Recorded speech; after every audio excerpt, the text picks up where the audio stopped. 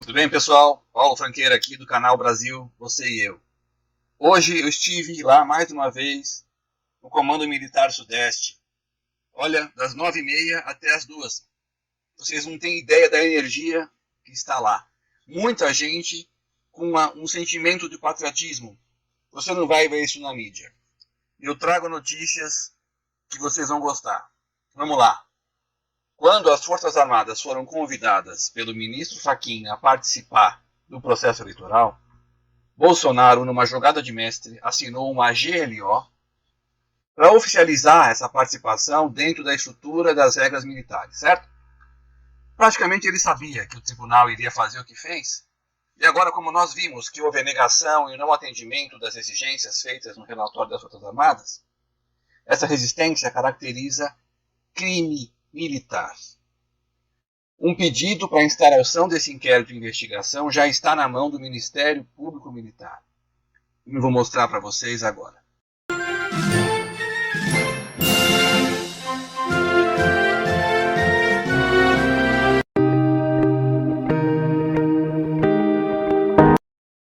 Olha aqui, pessoal. Ministério Público da União, Ministério Público Militar. Ofício número 2 do gabinete, né, do oficial da Procuradoria-Geral da Justiça Militar do Ministério Público Militar. Datado de 25 de novembro de 2022. Dirigido ao senhor Dr. Antônio Pereira Duarte, Procurador-Geral da Justiça Militar. Preliminarmente, o presente expediente, assinado pelos senadores Zequinha Marinho, Maílza Gomes, Guaraci Silveira, Jaime Campos, Chico Rodrigues, Eduardo Gomes, Lazier Martins, Hermano Ferrer, Stevenson Valentim, Plínio Valério, Roberto Rocha, Eliane Nogueira e Flávio Bolsonaro, foi encaminhado a este subprocurador-geral da Justiça Militar, narrando fatos em tese criminosos. No entanto, em um exame perfincutório, não se vislumbra adequação típica concreta pelas razões que serão demonstradas. Deve ser recebido, portanto, como narrativa de fatos, que podem demandar a atuação de outros órgãos do Ministério Público Militar, junto à Auditoria da Justiça Militar, notadamente a PJM de Brasília, e também do Ministério Público Federal, de primeiro e segundo graus, bem como nas instâncias extraordinárias. Antes de encaminhar o expediente a quem de direito, passo a organizá-los a fim de que tenham o destino correto, separando a jurisdição castrense da comum. O expediente vem acompanhado de farta documentação. 1. O expediente refere-se à possível prática de constrangimento ilegal, sem apontar os seus autores, de que teria sido vítima a equipe das Forças Armadas de Fiscalização e Auditoria do Sistema Eletrônico de Votação, criada pela Portaria GMMD 4.1, 15/2022, de 2 de agosto de 2022. A base dessa narrativa assenta-se no não atendimento de diligências solicitadas pela equipe do Ministério da Defesa, por ocasião da fiscalização do Sistema Eletrônico de Votação. Sobre isso, devem conhecer, em princípio, os membros do Ministério Público Militar de primeiro grau, junto à Justiça Militar da União, a quem será enviado o presente expediente, mas com algumas observações que entendo importantes. 2. Em segundo lugar, a narrativa refere-se à possível interferência de empresas estrangeiras no processo eleitoral, que não pôde ser averiguada, visto que os militares da equipe supracitada não tiveram amplo acesso às informações relacionadas ao pleito eleitoral, ao contrário dessas empresas Big Techs que, segundo alegam, mantêm parceria com a Justiça Eleitoral. Entendem, nesse aspecto, que deve haver investigação sobre possível crime contra a segurança externa do país, previsto no Código Penal Militar, artigos 142 a 145, tendo como suporte fático possível ataque cibernético. Talvez mais ajustado ao que alegam seriam, em tese, os tipos do artigo 154A ou 359N do CPB. De qualquer forma, toda a narrativa tem o mesmo fundamento, qual seja, o embaraço sofrido pelos experts militares na realização da missão de fiscalização do sistema eletrônico de votação para a qual foram designados.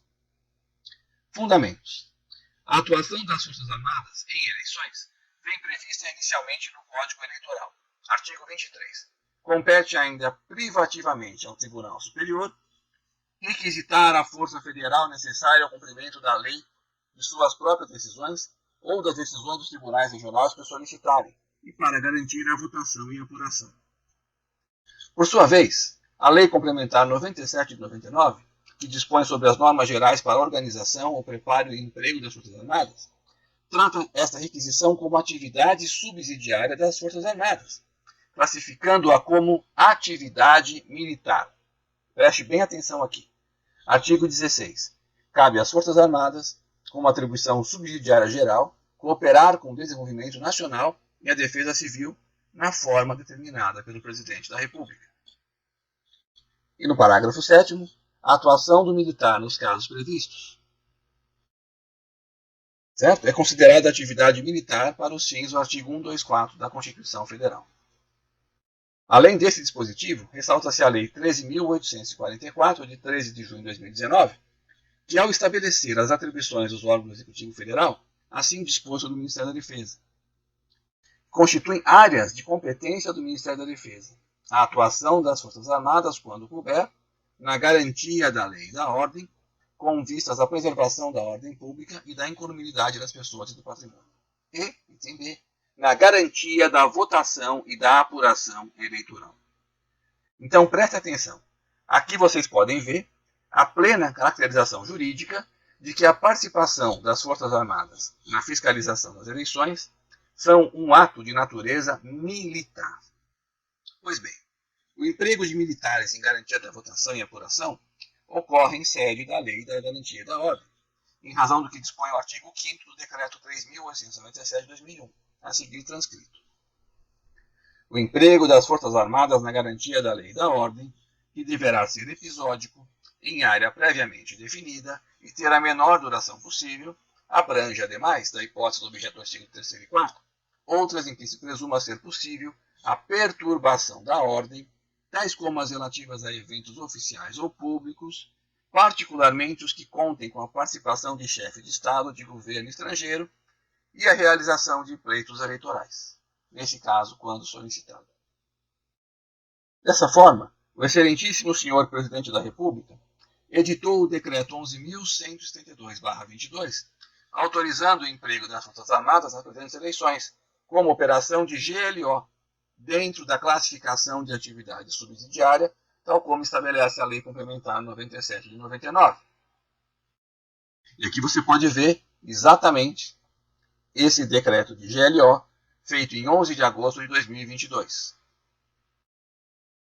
Releva notar que o Egrégio Tribunal Superior Eleitoral editou a Portaria 578, de 8 de nove de 2021, em que incluiu as Forças Armadas, juntamente com outras entidades, na Comissão de Transparência das Eleições, criada para ampliar a transparência e a segurança de todas as etapas de preparação e realização das eleições.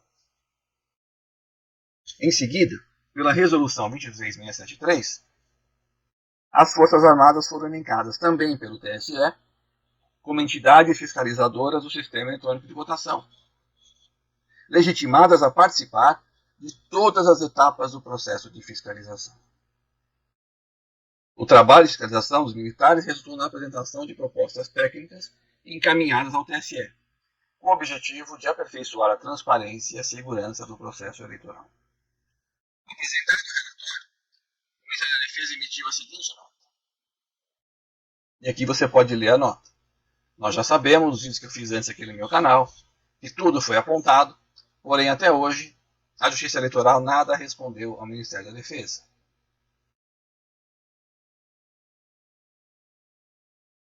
Observa-se, portanto, que a presença das Forças Armadas, no episódio retratado no expediente enviado a este órgão, aconteceu em sede de desempenho de atividades subsidiárias legalmente definidas. Como são atividades tipicamente militares, o embaraço contra o desempenho dessa atividade pode caracterizar crime militar, tanto da parte de militar, posto que estaria atuando em razão da função, quanto de civis, não apenas porque pode configurar, nessa segunda hipótese, crime contra a ordem administrativa militar, mas porque pode ser também crime contra militar em serviço de garantia da lei e da ordem. Vocês percebem, então, onde está o checkmate? Vamos lá. Portanto, a presença das Forças Armadas na fiscalização do pleito eleitoral, em hipótese alguma, acontece na mesma forma que entidades civis convidadas, também para essa atividade. Ou seja, aqui ele diz que as Forças Armadas não estão em pé de igualdade com outras entidades que poderiam ter verificado as urnas, porque elas têm uma função institucional e constitucional. Vamos lá. Uma vez convocadas para esse ministério, atuam dentro do espectro da atividade subsidiária, classificada como atividade militar, não apenas em função do decreto GLO acima citado, mas também pela convocação do próprio TSE, através da portaria 578 e da resolução 23673, atos normativos igualmente acima citados. Tratando-se de exercício de atividade militar, os seus questionamentos sobre segurança não podem ser ignorados. Porém, o tribunal ainda continua sem responder. Percebam, então, o fechamento do raciocínio. A presença das Forças Armadas, em razão da segurança do sistema de votação hoje em dia, por ser eletrônico, é muito mais complexa de quando a votação era através de cédulas. Naquela época, limitava-se realmente a atuarem como reforço da segurança, quando os órgãos de polícia fossem insuficientes. Agora a situação fenomênica demanda segurança muito além do nível de segurança pessoal e patrimonial, pois existe a possibilidade real de ataque cibernético, guerra híbrida, situação que só eles têm treinamento adequado para o enfrentamento. A interferência eleitoral é exemplo claro de guerra híbrida, como aconteceu no conflito Rússia-Ucrânia. Portanto, andou bem o egrégio Tribunal Superior Eleitoral em convocar os militares federais para a fiscalização do sistema eletrônico de votação, diante dos questionamentos que vem se observando sobre possível ação de hackers e outras interferências de terceiros no processo eleitoral, como aqui relatados no expediente enviado a este órgão, em que pese não ter se visto qualquer prova direta de fraude nas urnas eletrônicas. Ocorre que o Ministério Público não é substituto dos órgãos e servidores dos demais poderes, como também é certo que de solicitações não acatadas não se segue nenhuma consequência à luz do Código Penal Militar, tampouco da legislação penal comum. Consequências podem advir do descumprimento de requisições. Lembrando aqui, então, que na parte final do relatório das Forças Armadas ao Tribunal Superior Eleitoral foi feita uma requisição para uma urgente junta técnica que pudesse fazer uma auditoria imediata no código-fonte e assim apurar a regularidade e a segurança da apuração. Isso até hoje não foi feito porque o tribunal não permitiu. Concluo então esse parecer.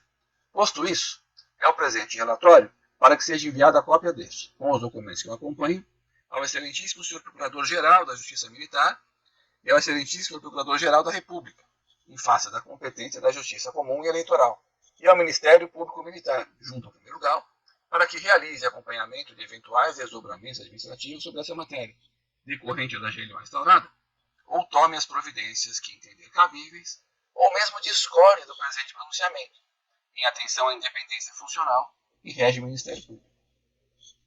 Encaminhe-se cópia ao Ministério da Defesa e aos peticionários. Os documentos que acompanham esse expediente serão enviados por e-mail. Então, isso aqui é datado de 25 de novembro de 2022 e assinado pelo excelentíssimo Carlos Frederico de Oliveira Pereira, o subprocurador-geral da Justiça Militar.